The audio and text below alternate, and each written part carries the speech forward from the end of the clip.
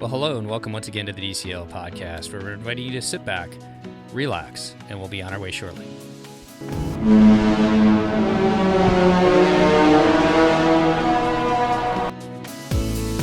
Well, welcome back to the DCL Podcast, your podcast to cruise a little smarter. I'm your host, Lake, and I'm joined by my co-host, Christy. Christy, how are we today? I am fine, Lake. How are you?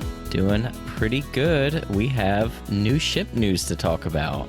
We do have new ship news, and you are wearing a hat from the last new ship, I just realized. I am. I was going to wear my Wish shirt too, but I found this is from the 50th anniversary. Oh, yeah. And I apparently have never worn it. That Henley shirt from the day of that we spent together the afternoon. We did, which was before that Wish sailing. It was. Look at this. This is probably not that exciting for radio, but you know what? It's a nice, lovely chat for us, and that's what matters right now. That is A-okay. Well, we are here to talk about the treasure, but we have to talk about an older ship real quick because we had kind of some random news. Yeah, very random. So it isn't even like being announced as news yet. I don't even understand. Yeah, so the Fantasy has, I guess, basically pushed back its dry dock a few weeks, and they have added a couple exciting itineraries to the end of their European season for next year. Yeah, really good itineraries. Yep, so they added another Norwegian fjords cruise. Yeah, so this is a 7-night going on September 15th, going to Olden, how do we say that? Olsund, I think, and then Stavanger.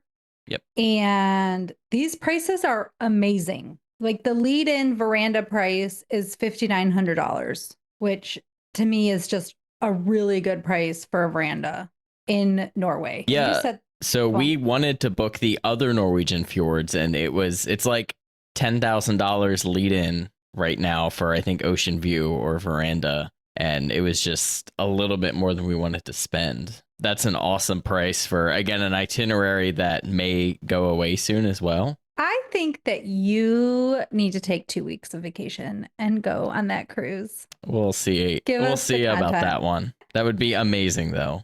Yeah, it would be. I'm very excited about my Norwegian Fjords cruise. Okay, so then the next cruise after that is a 7-night Northern Europe cruise from Southampton to Zeebrugge, Belgium, Amsterdam, Gothenburg. I'm sorry, people. Sweden, and then some other place in Norway that I definitely cannot say. It sounds like Christmas Town. I don't have it up, so I can't even butcher my attempt at it. Cruise looks great. Interesting point there is that concierge is unavailable. And is it sold out or is it not going to be for sale? I mean, it's possible that because they added on, the concierge cruise contract was up or something and they weren't right. Like all of those things are possible. I don't know, but it could be possible too that the retheming may already be under works during that time. Who knows?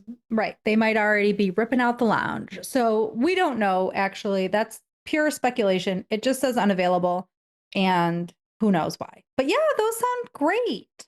Those are really good opportunities for people who can get away in September. Yeah. 2 bucket list cruises really added on there. That is quite fantastic for sure. Yeah. But we have more excitement to talk about. We are talking about the newest ship to officially join the fleet now. Mm-hmm. The Disney Treasure just had its christening as well as its godparent ceremony, which is part of the christening, but I thought we should talk about that as well. So we're going to kind of recap that and then talk about some of our first impressions because they posted a lot of photos, informations, and menus from the ship now. And now, of course, there are people getting onto the ship as well. So we're seeing some more information posted there. But I am really excited to talk about some of my thoughts from some of this because I was like maybe kind of mid on the treasure and seeing like what it looks like complete. I'm like, okay, this is pretty cool. Now, don't you wish you were cruising with me in January? I mean, I always do, but instead I will be using that vacation to run 48 miles. No, I am running 48 miles too, but then I am probably going to very much regret that decision later. But 4 days after that, 5 days after, I'm getting on a cruise, which is a really smart idea. I like the way I planned. Oh, the Run Disney into a cruise is top tier, and we can constantly talk about doing it again because we've done it a few times now. Here's what I would like to know. I would like to know your first impressions of the christening. And like the Disney Parks blog put on an event on Disney Parks blog where they played a few minute commercial in the beginning, and then they did a drone show, like the different parts of the ship. And then it was sort of over for that part. What did you think? Well, comparing it to The Wish, I thought it was much better because The Wish, I feel like we talked about it very similarly, where we were like, oh yeah, it was quick. But that time was like some very not great stage show theatrics. And then it was some speeches. And then it was like, okay, well, here we go. I thought this was a much better performance, a much better show for it. I thought the drone show was actually really, really good. Of course, all of the music and themes fit into the ship. But I thought even watching it from video, it just looked spectacular. Yeah, they actually did a really nice job with the drone show. I was a little bit confused why they were doing the drone show to highlight the elements of the ship as part of the christening. And then there was the what is the phrase? But the part where Bob Iger spoke and he thanked the crew, but they didn't do that during the like outside christening part. It seems that they brought all the invited guests inside a building, and then they did the talking, the speech to the workers and stuff. I feel like that should have been a part of the Disney Parks blog instead of trying to look at it through some invited person's cell phone, right? I just felt like that was a miss to not give the statement to the crew as part of this Disney Parks blog. Yeah, it does feel weird that it wasn't part of it, and it should have. Kind of my whole vibe from this was that they were trying to make it very uncontroversial. Like, that's kind of how I feel about the godparents being all Disney cast members. Like, I think that's great. You know, that is great that we are celebrating cast members, but they're on this trend of very like uncontroversial godparents, because the last one was the Make-A-Wish kids. Yeah. It's like very broad blankets of these are the god families of these ships. You know, it's not any specific person who could take a nosedive in 20 years and be like, oh, wish we hadn't done that. That is true. And they also then don't have to give a free cruise to people, because it's a whole thing, and they're not giving a free cruise to all of their cast members. Although, how cool would that be? Right? They should. Right? And obviously, cast members do receive a discount that they can go on cruises with, but that's not the same thing. I thought the commercial at the beginning was my favorite part, because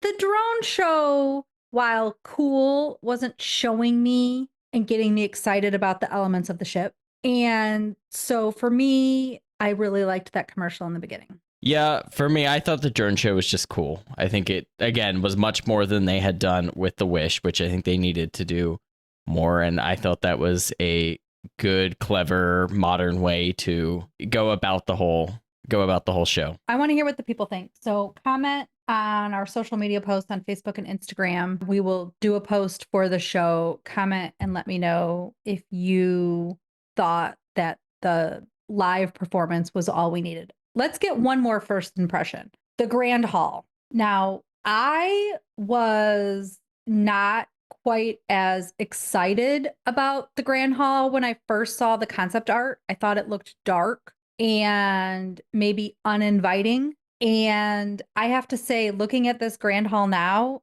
I think it's lovely. I think this Grand Hall theming and color choices knocks it out of the park, even compared to The Wish. I think we talked when we said yesterday, I really think that everything they were going for in this one just comes through way better. Again, seeing actual pictures, even in different lightings, like it just looks so good. I love that purple and gold color aesthetic so much. I just really think this one is a step up in The Wish, and even just like the way it's laid out and themed, because it is just slightly different in the way they did the statue and everything. It opens it up even a little bit more, which again, the Grand Halls are already a spectacle compared to the atriums of the other ships. Yeah, they made it so that they can still have the statue in the middle, but it's not taking up as much space as on the Wish. So I do think that it was a win because that area does get so crowded, especially in the evening. So now they sort of have it off to the side. Yeah, it's a big win for me. And honestly, all of these spaces that we're going to talk about thus far look like pretty big wins to me. Yeah, I think would be a shock to no listener of the show. I'm still pro theming of the Wish, but they did a good job on this. Well, do we want to move on and travel around the ship a little bit? Yes, let's. Why don't we head right next door to Skipper Society? Now, this is where Tiana's would be on the Wish. And again, another one that I think is pretty solid. They had some pretty fun reels out with the skippers being over the top in the theming of like the Jungle Cruise skipper canny jokes. Oh, okay. I haven't seen those yet. Yeah, it was just a very like, oh, we want to welcome you to the Skipper Society, but it had all of the jokes you would expect out of a Jungle Cruise-esque themed lobby. I think this one looks good. I doesn't wow me quite as much as the lobby, but from some of the pictures from other angles that I've seen posted now, I think it does also look good. And then you do get some cool new exclusive menu items on here as well. You've got waffles, which is pretty cool. Instead of the beignets, which, you know, a little snack. I think it's a great idea. I am A-okay with that. And I did find that menu. The waffles are literally just called waffles. And then it's a salted caramel teeny. There you go. So it's rum, Bailey, salted caramel, aged maple, cream, apple, and it has the cream apple cinnamon waffle on it. I mean, that actually sounds like pretty good. I would try it. Yeah, I would too. I mean, clearly I wouldn't eat that waffle, but I would try it because for listeners that don't know, I am celiac and cannot eat that waffle. I like the nod to like the butterfly booth, Skipper Canteen at the Magic Kingdom, and they have a booth with a flower and just some postcards, and it's basically and pictures of butterflies. There is a nod to that booth in one of the two corner booths in this bar, which I think looks great. Yeah, and another kind of cool thing is there's actually some Trader Sam's menu items on the cocktail menu. So the Hippopotami Mai Tai, probably one of the most famous cocktails, is on the menu. A Skipper Sipper we've seen before. Piranha Punch. Well, good. They should. They might as well, right? Some punny little drinks. Also, the Old Fashioned is breakfast themed. So it's got aged maple, orange bitters, bourbon sugar, bacon, and waffle. That sounds kind of delicious. I think I would like that. Sadly, on the cruise I'll be going on in December, we will not be with one drinker. We'll have to get reports from other people because Amber will be with us. She does not drink.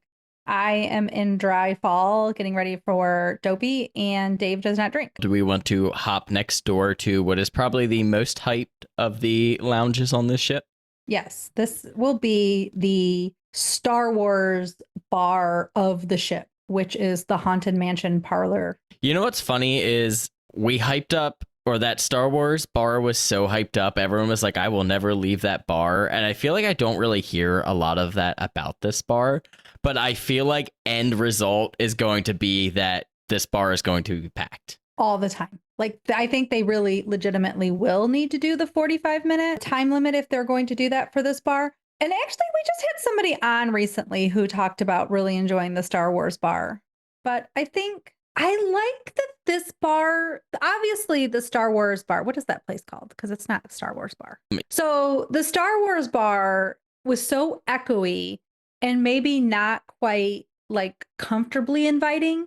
And I feel like my first look at the Haunted Mansion parlor is that it seems cozy and inviting and like an old timey bar that would be, or lounge, right? That would be in some mansion somewhere that you want to sit around and have drinks at. And I don't even like ghosts. Hyperspace Lounge. There you go. Yeah, everything looks good. Right? You're right. It's got that old kind of, not rustic, but that old timey kind of bar look to it that you'd see in like an old hotel or a manor. Yes. And it looks comfortable though. It looks inviting and comfortable, and that you want to either cozy up in those individual chairs or cozy on that couch and have yourself a fun time until the ghosts come out. And then you run screaming away. Oh, wait, that's just me. Yeah. And of course, there's already some videos and stuff out of some of the different things that happen in the bar. There is also a secret menu you can find with a special drink that comes on this whole big plaque. Oh, yeah. There's like a game that makes the secret menu appear where you have to like match some words. Just like Hyperspace Lounge, this lounge utilizes the iPad for the menu. Yeah, Liz sent me that and said, we're going to get this. And I was like, sure, I'm not touching that menu, but yeah, we can get that. We can get that drink. Whatever you I want. was just excited that the special drink was not $1,000 or whatever it was on Hyperspace Lounge when they first 5,000? revealed it. Yeah. It was like something that is just fun. So then they have which Lake will be giving all of his money to little statues or whatever that you can buy, sort of like the tiki cups that they're also selling. Yeah, they do have a couple collectible mugs that they have drinks with. There's a Hatbox Ghost Sipper. There's like a lady though, like a mer lady. Yeah, I don't know. It's exclusive merchandise. Yeah. Oh, inspired by the mariner and captain's fiance. That's right. So there you go. Look at me. I can read. Anyway, that bar looks very inviting. I am not a ghost person, as I've said now 4 times, but it does look like an inviting bar. I love it. And I love the themes of all of these lounges. Okay, so really quick, because I am on a pickup from school schedule. The Coco restaurant, I have seen some pictures and they are showing the first look of it. It is obviously designed very similarly. I mean, it's the same space as the Arendelle restaurant. It is interesting to me. You can tell that they've pushed back the room as much as possible. They've made the columns much thinner so that there's not a column blocking people's views. And it appears as if they don't have serving stations now blocking people's views of where the tables are, that it's basically just tables. It also looks a little mess hall-y, or like our listener Liz said, like we're eating as a familia together. It's rows and rows of tables, but they are, at least as it appears in this picture, set to be basically tables of 4. And you know that for larger parties, they will push those together. But hopefully the design being like they are will allow them to stay tables for 4 for people who are interested in not sharing, because I know that's been on that, at least even from my own standpoint and my travel agent business, so many more people are requesting their own table. And so it looks like it could accommodate that. And, you know, you'll have your 4 or 5 inches to separate the 2 tables in the middle. And hopefully this gives the servers, the way that it's set up in these rows, more of an ability to serve the guests, because that has been an issue on the Wish, where some of the seats you can't get either people to or the servers can't get to. So hopefully this solves some of that. It looks like they made an actual attempt to solve the problem that was the seating on the Wish. Yeah, I mean, this restaurant looks good, though. It definitely does look a little bit quick servicey with the table setup. I mean, that is obviously not the case. Yeah. But again, hopefully the show and the music stands out just like it does at Arendelle, and everyone, especially the little ones, are able to see it and enjoy the show. I think Disney put on a video, and you can actually follow, I think it's on the Disney Parks page. I posted some, which I should save as a highlight in the Disney Treasure, but where Disney posted some and I took a screenshot of one. And so, I don't know for sure. We'll have to see. People are there and getting previews of it. So I'm sure somebody can also comment in the comments about where that's located. And then it looks like Moana is ready to go, which is always a concern when it's a new stage show, that it won't be ready and up. I was worried, but also hopeful that when I go on the cruise next month, that Moana will be up. But we did get a preview for Moana as well. Yeah, I mean, it looks good. I think, reserve any judgment till actually seeing it or hearing what others think of it. I don't have any bad expectations for it. I think it'll probably be fantastic. I like the music in Moana, and I think they'll do a good job with it for sure. Yeah, I can't wait. I'm excited about it. So, and I guess I skipped over the menus. Basically, we can see now, because some people are posting that have gotten to have tours of the ship now, some of the menus, and they are posting the 2 distinct menus for Marvel and the 2 distinct menus for Coco, the Coco restaurant. And then also there's a Captain's Gala now at 1923. And that's it, right? That would be 6. And then Pirate Nights. Yeah. So those would be the menus right now for the week-long cruise. And you can see them online as of right now. They're out there. People have been posting them. Yeah, they look good. I mean, I think until we actually get to try the food, because at least it is pretty much all new menus. There are a couple items that are similar or close to things we've seen before. Until we try it, I don't think I have, we don't know what's going to be the new pasta percettes or the peppered filet of these new menus until we hear back and have some reviews of people actually trying the food. And I think the Coco menu is going to be a little bit like the Arendelle menu, where there's just like picky eaters might find less choices, but there is still a solid steak, and you can still always order from those like 4 or 5 side menu items that are available every night of the cruise. Yeah. Again, excited though.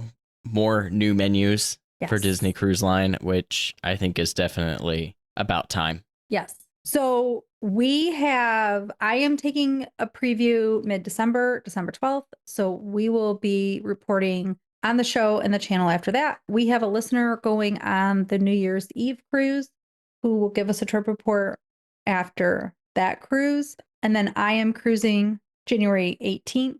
And so we'll be able to do another full trip report, my experience with my family after January 18th. And that will be the cruise that I'll be trying all the drinks. So if you guys want me to try a drink, just send me a message and I'll add it to my list for January. I'm going to go ahead and talk about Scat Cat a little bit, only because I want to talk more about Periscope. Again, Scat Cat looks pretty good. We do have the menu out, and that is typically your champagne bar, but it has also been kind of repurposed into also your martini style bar as well. So they do have like a specialty, they call it Perfectinis. So there's a creme de la creme, which is Remy Martin, a creme de cacao, and half. There's a Frencias, which is Grey Goose, Chambord, and pineapple, and then a Parisian, which is your 0 proof option, which I don't think makes it a martini. But then they do also have, a number of their own specialty menus. They have some of those tea infusion type alcohols, which we've seen on the Rose. Of course, the Rose is returning for this ship. That menu looks to be pretty similar. It's got some of the same specialties on there, like the Rose drink, as well as the Mrs. Potts drink you can get. And then talking about probably the lounge that has me most excited from seeing the pictures, the Periscope Lounge. This is the lounge that is in the place of Keg and Compass on the Wish. So this is typically used as an event space for some of the adult trivias and such. And I think this lounge just absolutely knocked it out of the park. It does look like it's going to be quite a bit darker compared to Keg and Compass. It's very kind of dark grays, blues, but that light up ceiling kind of giving you that underwater effect looks really cool. And then the details when you look at the actual bar itself, I think are phenomenal. You can see even all of the different taps for the kegs are all like custom, and they're all very in-themed. It's all just very Nautilus-esque. And again, this just looks great. Probably my only concern with this lounge is that typically Disney Cruise Line has not done very well with the availability of specialty beers. Every time I've sailed on the Wish, Keg and Compass has not had any of their specialty beers. I've never been able to try any of them. So I hope that this one is able to solve that problem. You can actually get some of the drinks that are supposed to be exclusive, but even like the entrance to it is that nice big round archway to make it look like you're going through kind of like a sealed tunnel. Again, I just think this lounge looks phenomenal. Lots of little details and Nautilus-esque themes in there. And then they also changed kind of the whole layout of where the bar is, because now it's got a circular wraparound bar, which adds a little bit more focus to that bar and some of the details back behind it. Again, really, really cool setup there for sure. Christy had to go, and I think I have hit on everything I wanted to talk about. There have been quite a few more reveals and people posting all sorts of new information every day. We will keep sharing some of that stuff on Instagram as we see it. But that's going to do it for this episode. Thank you all so much, and we'll see you next time on the DCL Podcast. Bye, guys. The DCL Podcast is not affiliated with the Disney Cruise Line, Walt Disney Company, Adventures by Disney, or Run Disney. All of the opinions expressed on our shows are those of the hosts and the guests who appear on the show. If you have any questions about any of these products, please contact the Walt